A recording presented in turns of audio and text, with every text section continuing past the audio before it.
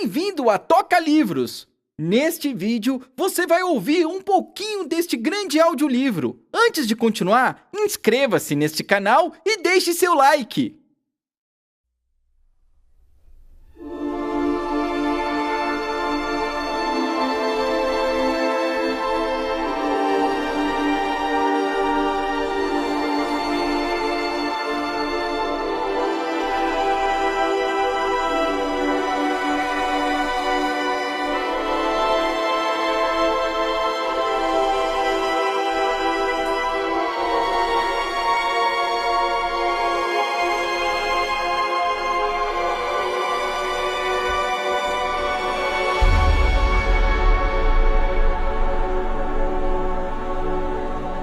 Camilo Cândido Botelho é o meu nome. Tirei minha própria vida, suicidando-me aos 65 anos de idade, e há mais de 50 habito o mundo espiritual. Uma longa espera, muito sofrimento, muito aprendizado. Agora retorno ao plano físico pela misericórdia da lei universal da reencarnação. Vou de novo nascer, crescer, passar por novas provações e, por fim, outra vez desencarnar. Se é justo esse ciclo, se é perfeito para toda a humanidade, não tenho ainda sabedoria suficiente para responder. O que sei mais do que nunca, nesta fase final ou inicial de mais uma existência, é que ao menos uma missão eu cumpri. A de ajudar seres humanos contaminados pelas paixões mundanas, pela vaidade e pelo veneno das desilusões, a nunca desistir da vida, vencidos pela tentação do suicídio. Não conheci Camilo pessoalmente no plano material. Por volta de 1926, meu trabalho mediúnico dentro da doutrina espírita foi solicitado para uma missão desafiadora: o atendimento a espíritos suicidas. Almas perdidas em algum lugar do mundo invisível, entre a dor de uma vida insuportável e os horrores de uma morte premeditada. Uma vida interrompida antes do tempo. Médium de alta sensibilidade, essa jovem chamada Ivone do Amaral Pereira iria ajudar-me a empregar minha modesta experiência como escritor num trabalho realmente útil à humanidade. Seria uma nova obra, diferente de tudo o que eu havia escrito em minha existência terrestre. Um livro não destinado a agradar a críticos literários, mas a cumprir um dever sagrado. Páginas que falassem diretamente aos que sofrem. Palavras que contassem a verdade nua e crua sobre a sedução do abismo que arrasta o incauto para as profundezas da autodestruição. Maduro, sofrido, experiente na dor, pedi à moça que seu dom mediúnico falasse por mim.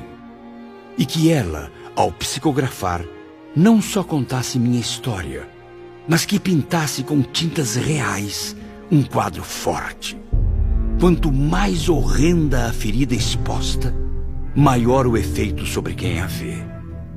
Ivone sabe de mim tanto quanto eu próprio sei.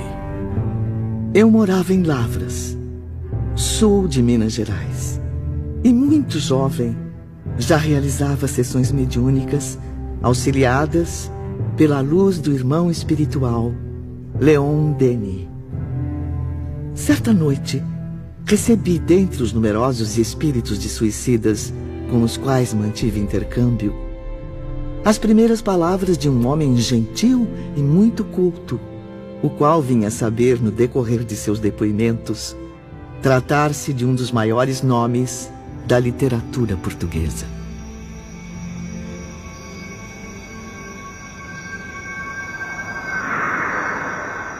Boa noite, senhorita.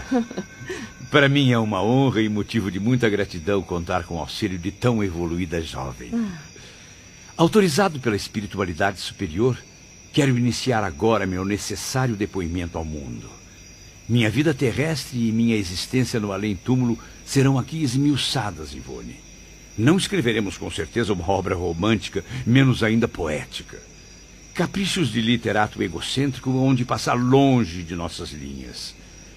O que se pretende é levar aqueles cujas almas angustiadas não encontram remédio além do suicídio, uma luz que lhes sirva de guia, uma amostragem sem retoques do que os espera caso levem adiante esse ato brutal contra si mesmos. A partir daquela noite, à medida que o tempo passava, nossos contatos mediúnicos iam se transformando. As mensagens de Camilo não eram mais escritas, mas narradas, mostradas como imagens que eu registrava em minha memória, para que depois eu pudesse descrevê-las em palavras magnificamente esclarecedoras. Algum tempo se passou, no entanto, até que a jovem médium encontrasse auxílio e inspiração para publicar meus pensamentos. Por motivos alheios à minha vontade, durante 8 anos, releguei os manuscritos com essas preciosas mensagens ao esquecimento de uma gaveta fechada. E quando as barreiras existentes foram arredadas do meu caminho, Camilo só acudiu aos meus reiterados apelos, a fim de comunicar sua próxima volta à existência planetária. Encontrei-me então em uma situação difícil para redigir o trabalho, pois eu não era escritora, não me sobrando capacidade para, por mim mesma, tentar a experiência. Ivone orou, porém, durante 8 anos, diariamente, sentindo no coração o ardor de uma chama viva de intuição, sugerindo que aguardasse o futuro, não destruindo os antigos manuscritos. Tenho as mais fortes razões para afirmar que a palavra dos espíritos é cena viva e criadora, real, perfeita. Constitui também uma vibração do pensamento capaz de manter pela ação da vontade o que desejar. Tive a oportunidade de observar a palavra mágica de Camilo, de Victor Hugo, de Charlie e até do Dr. Bezerra de Menezes, a quem desde o berço fui habituada por meus pais a venerar. E eis que, impulsionada por novos contatos mediúnicos, Ivone prosseguiu recebendo e registrando outros fragmentos de minhas narrativas, até que finalmente, em 1946, conseguiu reuni-los. Vivi então momentos mágicos, em que o passado e o presente do nosso Camilo Cândido se tocavam, se enlaçavam. Pequenas coisas, como o esvoaçar da cortina agitada pela brisa, o crepitar das chamas na lareira e até mesmo o perfume no ar, anunciavam à minha sensibilidade a presença de um espírito iluminado. Meu Deus, que vento é esse? Ah, como está frio! Não é possível, estamos em pleno verão. Vejo como se sente, Ivone. Assim fica mais fácil a senhorita ter ideia do frio que senti naquela tarde de inverno tão rigoroso no Porto, em junho de 1890. Abençoada lareira que o meu corpo aquecia, mas pouco podia fazer pelo gelo que me ia na alma. Divertidas, leves, por vezes comoventes, tristes ou terrivelmente assustadoras. Foram assim as experiências que vivi durante todo o tempo em que me comuniquei com o espírito de Camilo. Lições de vida, aprendizados da morte e propostas de recomeço. Tudo eu tive o privilégio de experimentar e transcrever para as páginas de um livro a ser lido pelos olhos físicos e compreendido pelo olhar da alma. Personagens tão reais quanto inesquecíveis irão contar, a partir de agora, a história de um homem que desistiu da vida terrena e aprendeu a duras penas o que é a verdadeira vida, a que não aceita desistência e evolui eternamente. Ensina Leon Denis. Se as lágrimas alguma vez orvalharem tuas pálpebras, a passagem de um lance mais dramático, não resistas contra o impulso generoso de exaltar teu coração em prece fervorosa por aqueles que se estorcem nas trágicas convulsões da inconsequência de infrações às leis de Deus. Vamos vivenciar a cada dia as lembranças edificantes de um espírito em busca de luz, mas, sobretudo, à procura de si mesmo.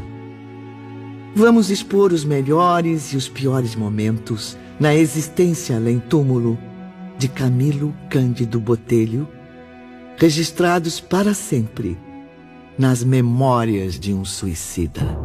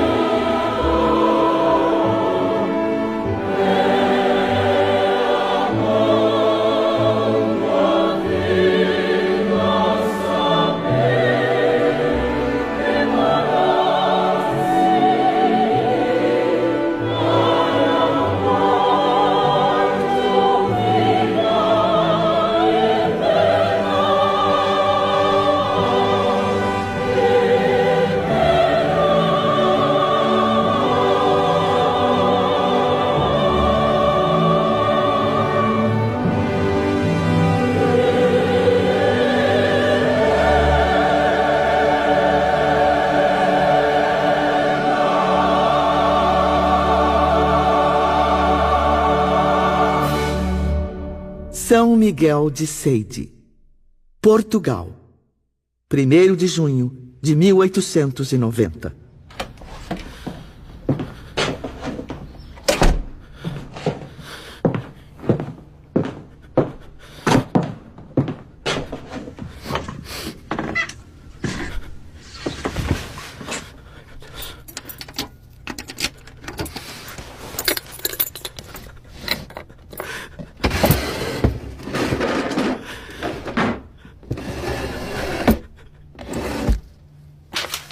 Malditos olhos que não veem!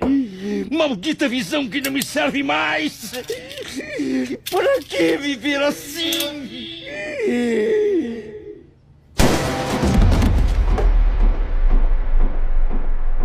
Dizem que no instante da morte, passa-se em poucos segundos o filme inteiro de nossa vida, numa espécie de tela da mente.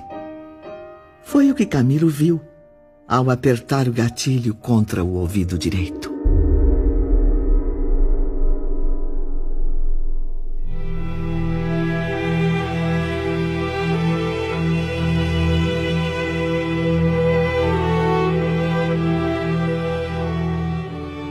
Camilo passou pela vida e a vida passou por ele em apenas alguns segundos. Segundos de alegrias e tristezas, sonhos e desilusões, encontros e desencontros, vida e morte.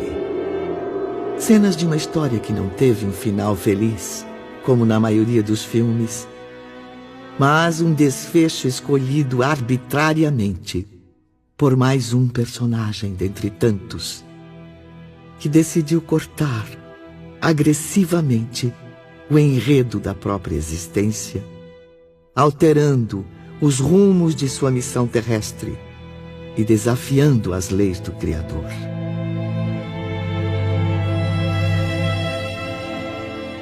Queridos irmãos, a partir de agora, vamos voltar no tempo e viajar juntos ao fim do século XIX. Onde inicia-se a comovente trajetória de um espírito suicida e sua inesquecível missão. Camilo Cândido Botelho, que Deus o abençoe.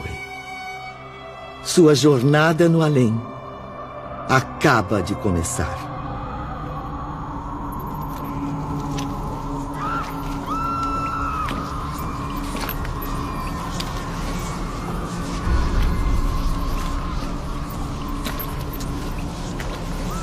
Mas que lugar é este? Eu nunca me senti tão desorientado. Dias, talvez meses a vagar sem saber onde estava. E agora venho parar nesse pântano fétido e escuro. Perdi a noção do tempo e do espaço. Meu Deus, como dói minha cabeça. O que aconteceu comigo? Não é real. Nunca presenciei vales tão profundos, sombras tão densas, cavernas tão sinistras. Onde está a paz, o conforto, a esperança? Só vejo miséria, desgraça, desespero. O Vale dos Leprosos, sobre o qual li em meus estudos religiosos, e que pensei evocar o último degrau do sofrimento humano, seria confortador estágio de repouso comparado a isto. Ao menos entre os leprosos haveria solidariedade. Convém lembrar ou esclarecer que os sofredores do Vale dos Leprosos adotavam-se em boas amizades, irmanando-se no seio da dor para suavizá-la. Criavam a sua sociedade, divertiam-se, prestavam-se favores, dormiam e sonhavam que eram felizes.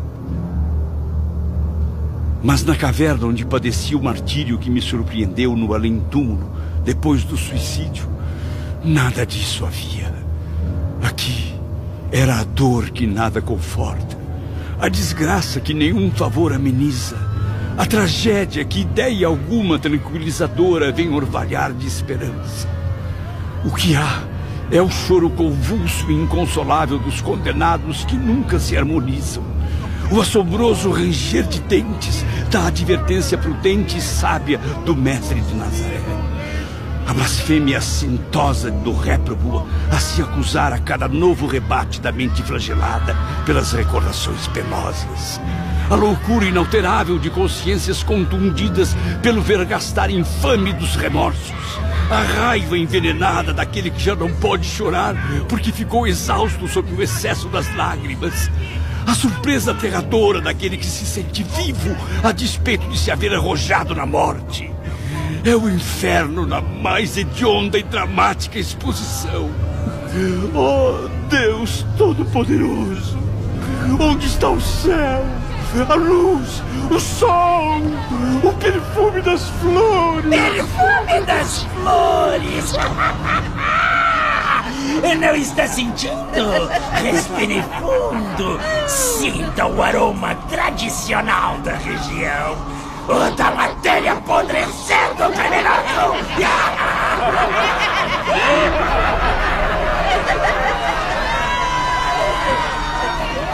Você foi julgado e condenado a apodrecer neste limbo por toda a eternidade, suicida. Quem mandou tomar veneno? Não! Me perdoe! Eu não faço mais! Eu prometo! De onde vem tanto sangue? Deus, os meus pulsos! Meu sangue está jorrando! Socorro! Eu vou morrer!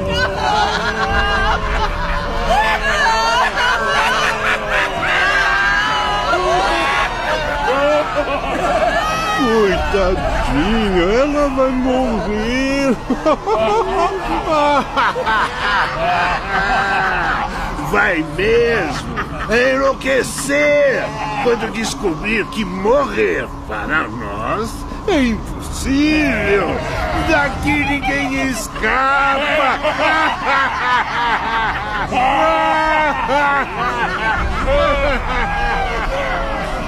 Bem-vinda à escória do universo. Veja como o povo é bonito aqui.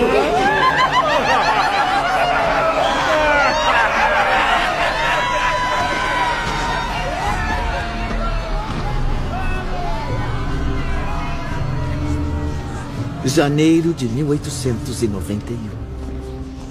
6 meses após cometer suicídio, Camilo foi surpreendido com seu aprisionamento nessa região do mundo invisível. Quem ali temporariamente permanecia eram criminosos de todas as espécies. Falanges de suicidas arrastavam-se no turbilhão de desgraças em que se envolveram. Criaturas ainda presas às forças vitais do corpo. Figuras impressionantes, exibindo as medonhas consequências da autoviolência cometida. Eram portugueses, espanhóis, brasileiros, africanos de colônias portuguesas. Espíritos fartos da vida que não quiseram compreender. Aventureiros, jogando-se ao desconhecido. Loucos desfigurados, à procura de esquecimento e alívio nos abismos da morte. O além-túmulo, Ivone, está longe de ser a abstração que se imagina na Terra, ou as regiões paradisíacas fáceis de conquistar com algumas poucas fórmulas inexpressivas. Ele é, antes, simplesmente a vida real, e o que encontramos ao penetrar suas regiões é vida. Vida intensa, Camilo. Sabiamente dividida em continentes e falanges, como a Terra, em nações e etnias. É no invisível, mais do que em mundos planetários, que as criaturas humanas colhem inspiração para os progressos que lentamente aplicam no orbe terrestre. Não os convidarei a crer, meus amigos. Não é assunto que se imponha à crença, simplesmente, mas ao raciocínio, ao exame, à investigação. O que desejo antes e acima de tudo é que se eximam de conhecer essa realidade através dos canais trevosos a que me expus cometendo o suicídio por desconsiderar a advertência de que a morte nada mais é do que a verdadeira forma de existir. De outro modo, o que se poderia supor existir nas camadas invisíveis que contornam os mundos ou planetas, senão a matriz de tudo quanto neles se reflete? Negar o que se desconhece, por se não encontrar a altura de compreender o que se nega, é loucura incompatível com os dias atuais. O que conhece o homem, aliás, do próprio planeta onde tem renascido desde milênios? Seu país, a sua capital, a sua aldeia? Ou quando possui mais recursos, algumas nações vizinhas, cujos costumes se nivelam aos seus próprios? No próprio ar que respira, no solo onde pisa, o homem encontraria outros núcleos organizados de vida, obedecendo ao impulso inteligente e sábio de leis fundamentadas no pensamento divino, que os aciona para o progresso, na conquista do mais perfeito. Assim sendo, habilite-se, caro ouvinte, você também, desenvolvendo os dons psíquicos que herdou de sua divina origem.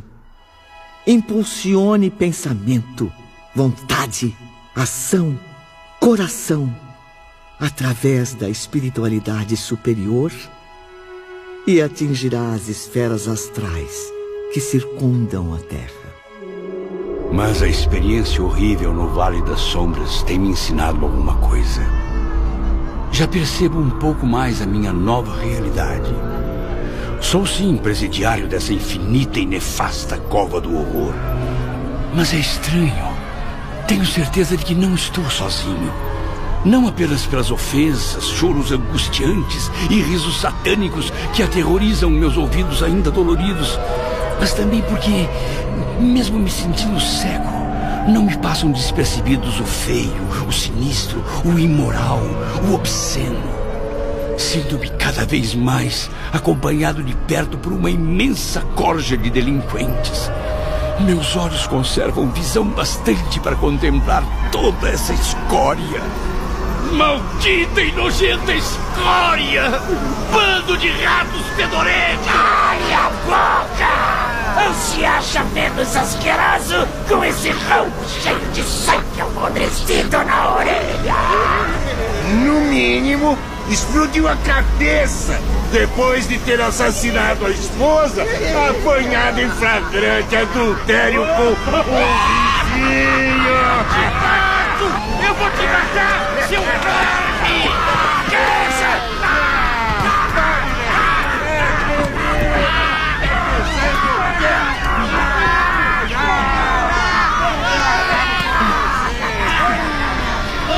Opa! Hoje tem espetáculo! Eu quero participar também! Posso arrancar a outra orelha do portuguesinho traído? Isso é assunto pra homem! Esse é assunto pra homem! Chama daqui, meretrinho!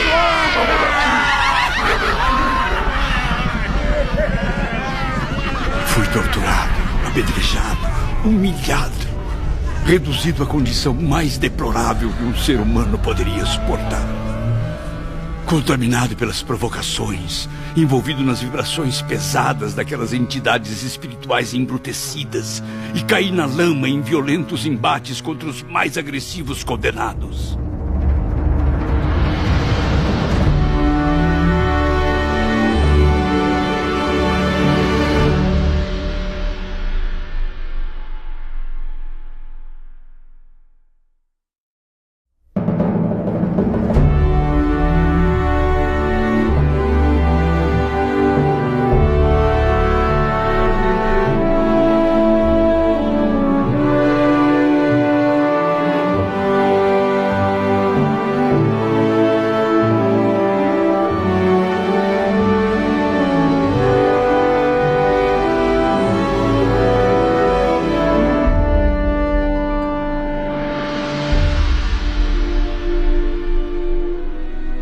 Após a morte, antes que o espírito se oriente, gravitando para o verdadeiro lar espiritual que lhe cabe, será sempre necessário o estágio numa antecâmara, numa região onde configurações locais corresponderão aos estados vibratórios e mentais do recém-desencarnado.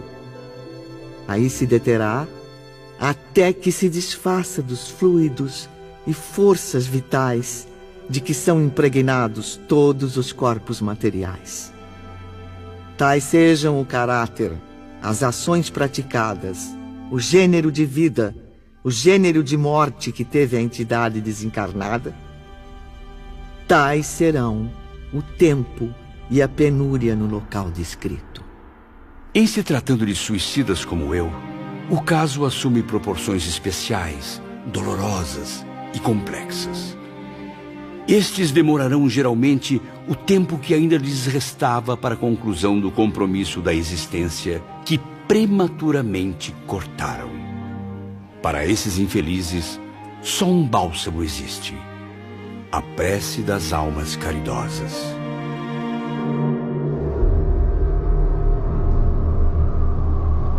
A fome, a sede, o frio congelante, a fadiga, a insônia, exigências físicas martirizantes, a natureza é aguçada em todos os seus desejos e apetites, como se ainda trouxéssemos o corpo material.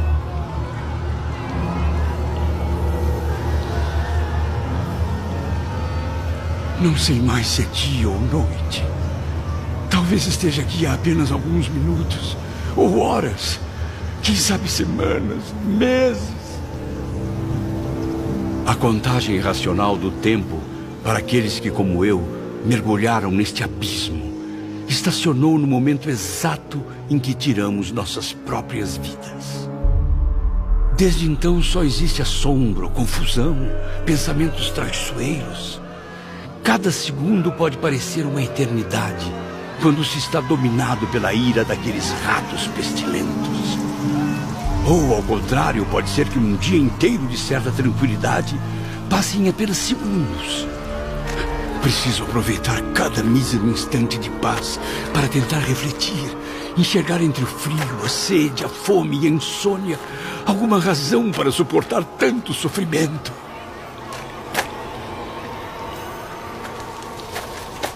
Quem está aí? Esta caverna é minha! Suba daqui! Eu não pretendo aparecer para você. Certamente eu iria assustá-lo. Se bem que, pelo pouco que eu vejo, sua figura também não é das mais atraentes. Deixe-me em paz, bruxa asquerosa! Pobre coitado, ainda sonhando com as belezas da vida. Esqueça, infeliz! Por aqui, nosso pensamento está morto, encarcerado nas amarguras que o cercarão para sempre. Por mais que queiramos, só conseguimos emitir vibrações negativas e odiosas. Não preciso de conselho algum! Meu Deus, tenha misericórdia de mim! Deus! Que Deus! Aqui não se pode orar! Afinal, oração é um bem, um bálsamo, uma trégua, uma esperança. Quem neste pântano maldito, infestado de suicidas, é capaz de alcançar tamanha graça? Eu preciso fugir daqui. Vou retornar ao porto, à minha casa. Voltar ao lar. Já tentei, mas será sempre em vão. Pode correr sem descanso, idiota! Quando chegar ao limite, por mais que tente, correntes invisíveis como ímãs, poderosos, vão te atrair de volta a este refúgio sombrio, onde o céu são as sombras e o solo é o dejeto do universo! Corri como louco por entre vielas e becos sem saída, o sangue a jorrar do ferimento aberto no ouvido direito. Mesmo com minha parca visão, conseguia divisar cavernas, sempre cavernas, todas numeradas. Longos terrenos pantanosos, rodeados de muralhas de pedra e lava endurecida. Eu era um sepultado vivo nas profundezas de um pavoroso vulcão. Um labirinto, onde todos se perdiam, sem jamais encontrar a saída. Inúmeras vezes, o pobre suicida nem sabia mais retornar à caverna que lhe servia de casa. Caverna número 392. Ainda não havia passado por essa. Parece estar vazia. O buraco tem dono. Desinfete antes que te fure os olhos, invasor. A 393 também está ocupada. Reserva só na próxima encarnação. Eu quero sair daqui! Pelo amor de Deus! Eu preciso sair daqui! Socorro! Socorro! Alguém me ajude! Estão me consumindo! As mais violentas manifestações de terror aconteciam cada vez mais diante de Camilo e dos habitantes daqueles covis indescritíveis. Tudo o que os irmãos possam imaginar. Toda e qualquer cena horripilante mostrada em nossos piores pesadelos ficará muito aquém da realidade vivida nesses lugares. Como se espelhos obsessores perseguissem suas mentes, reproduzindo visões terríveis. Bicho! Insetos estão me atacando! Devorando minhas vísceras! Socorro! Presenciei os outros e a mim mesmo tendo nossos corpos lentamente consumidos por milhares, talvez milhões de vermes famintos, vorazes. Eu estou morrendo, mas continuo vivo para ver minha desgraça. Não, eu não posso morrer. Não posso morrer assim. Saiam! Saiam daqui, parasitas nojentos! Como dói, meu Deus. Perdão. Não consigo mais suportar. Socorro! Os malditos vermes estão dentro do meu ouvido! Misericórdia! Minha mãe! Mas de nada adiantava se debater. Afinal, a covardia de todos que ali estavam, a mesma que os havia induzido ao suicídio, os forçava a retroceder, presos a uma angustiante rotina em que continuavam se debatendo, cada vez mais confusos, cada vez mais obsessivos e covardes.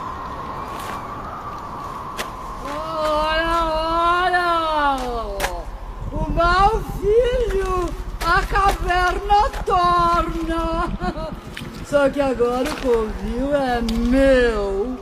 Só meu.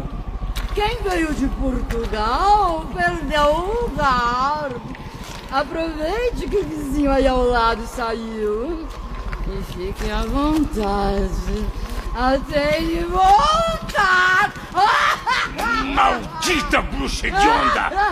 Que seja para sempre culpada no Tribunal das Trevas! Ó, vivemos na plenitude das sombras, mas sua condição é bem nítida, caro companheiro. Agora quem o julga sou eu. É privilégio de quem está aqui há mais tempo. Eu posso reunir quantas quiser e quando bem entender, para te açoitar até que perca os sentidos.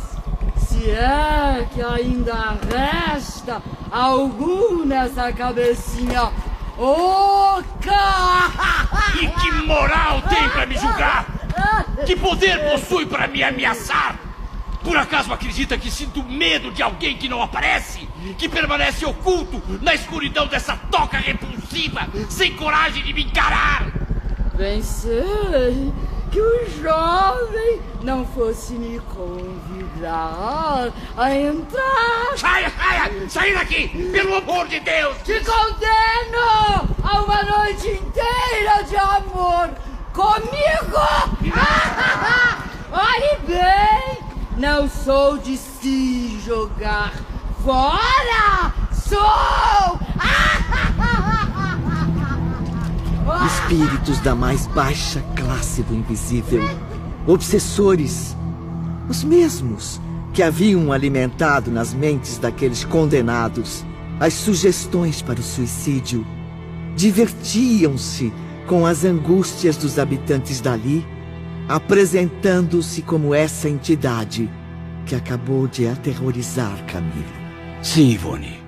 Mostravam-se como seres medonhos, fantasmas impressionantes, criando e recriando cenas satânicas com as quais torturavam as mentes já poluídas de todos que ali estavam.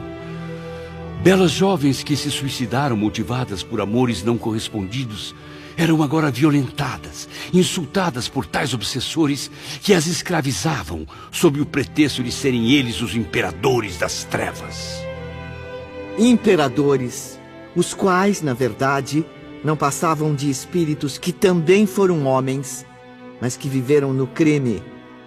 Pervertidos, estupradores, traidores, ladrões, assassinos perversos, enfim, malfeitores que contaminaram e ainda contaminam o planeta Terra com suas injustiças. E que muitas vezes têm funerais pomposos e cerimônias solenes, mas que na existência espiritual se resumem à corja mais repugnante.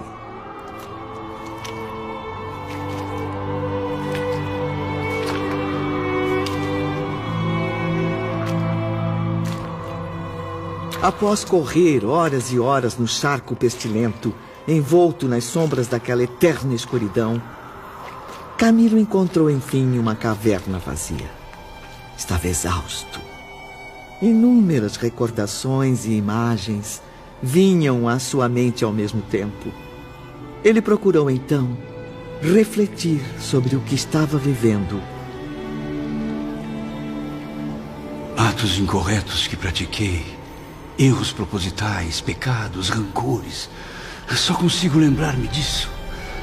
Oh, meu Deus, meu Deus. Como fui egoísta com tantas pessoas.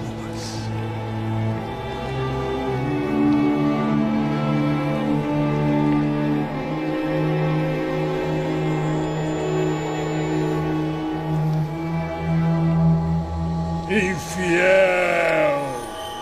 Criminoso!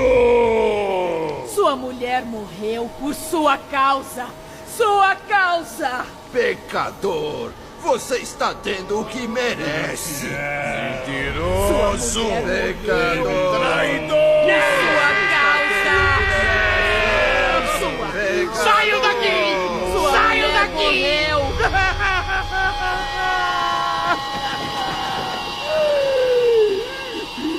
Meu Deus! Tenha misericórdia de mim!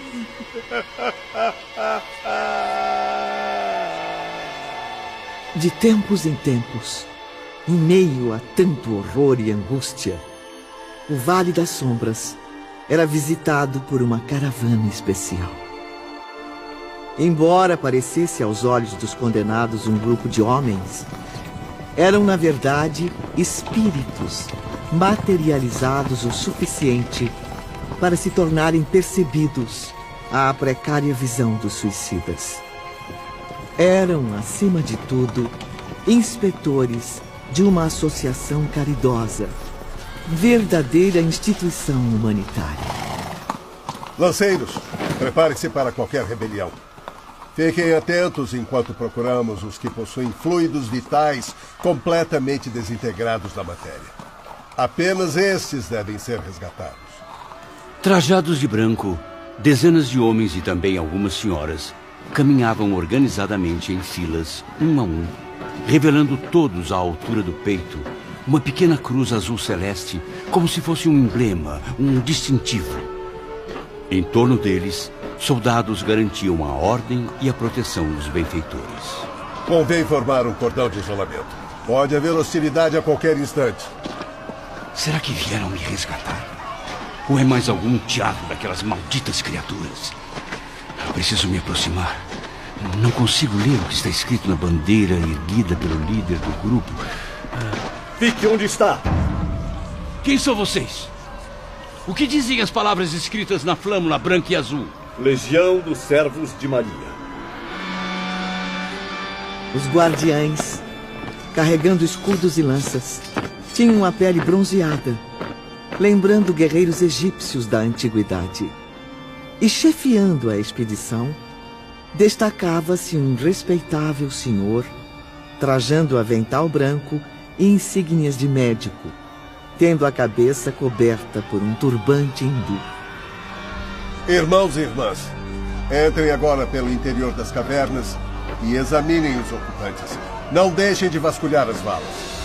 Venha comigo, meu filho. Vamos, levante-se, você consegue. Como está, senhora? Força? É capaz de caminhar? Auxiliares, coloquem essa pobre mulher na maca. Por ali. Entrem naquele beco. Vamos. Temos muito o que fazer. Há pelo menos 8 cavernas desabitadas, cujos nomes estão na lista. Não me abandone! Me tirem daqui! Eu não quero ficar aqui! Eu não quero ficar aqui! Os 8 desaparecidos já foram encontrados. São agora conduzidos por um atalho. Afastem-se! Ordem! Esperem pela chamada! Vamos interromper as buscas. Chamarei os últimos pelos nomes. Ainda restam alguns com as iniciais A, B e C.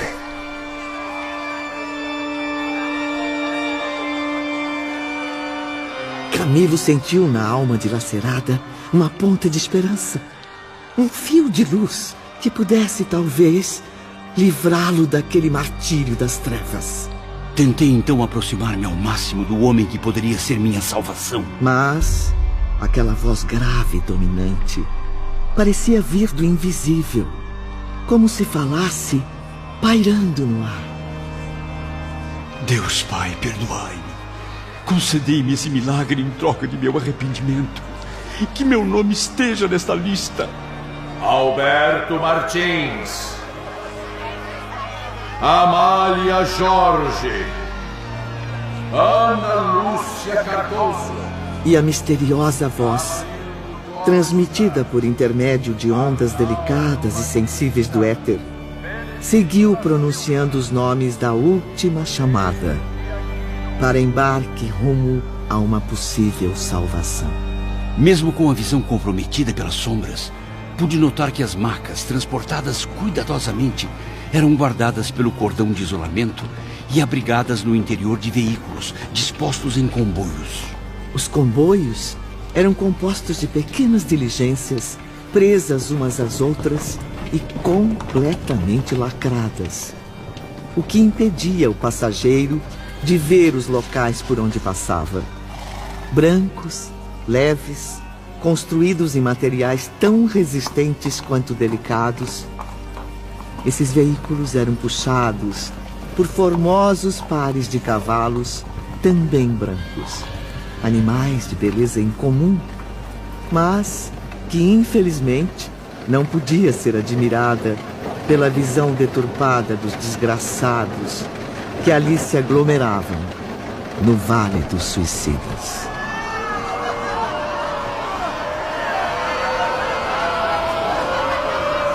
Benedito de Menezes Lacerda, Bernardina Alves, Bernardo Vaz da Rocha e, por último, Bruno de Castro Gonçalves.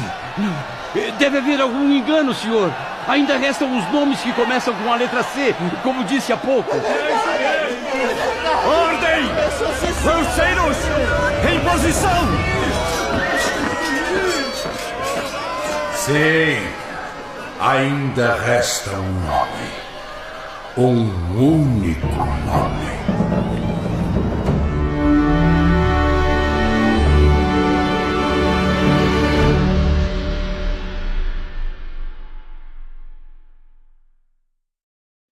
Você acabou de escutar um pouco deste audiolivro. Para escutar este audiolivro completo, acesse tocalivros.com ou baixe o aplicativo da Toca Livros.